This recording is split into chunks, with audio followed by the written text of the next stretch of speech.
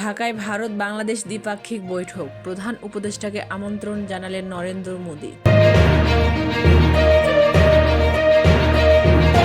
চোর বোনকে কিছু বলতে পারতেন না হাসিনা বলে মন্তব্য করেছেন আইন উপদেষ্টা।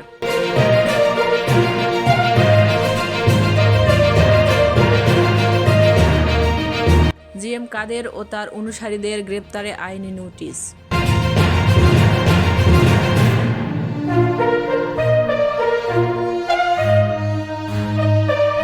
অভ্যন্তরীণ বিষয়ে নাক না গলাতে দিল্লিকে স্পষ্ট বার্তা দেওয়া হয়েছে বলে জানিয়েছেন পররাষ্ট্র সচিব।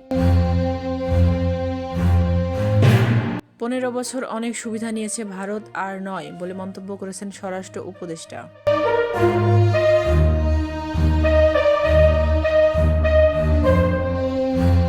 অবৈধ উপায়ে নিয়োগের অভিযোগে কুয়েটের 5 শিক্ষক সাময়িক বরখাস্ত।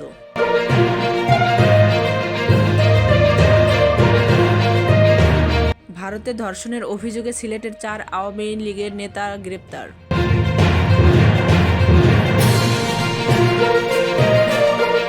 মানিকগঞ্জে ছাত্রদলের 2 পক্ষের সংঘর্ষে 1 জন নিহত।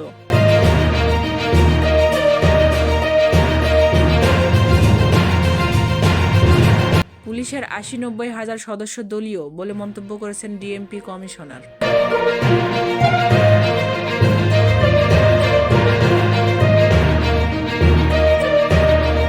অনিবার্য কারণবশত স্থগিত করা হয়েছে 47তম বিসিএস এর অনলাইন আবেদন।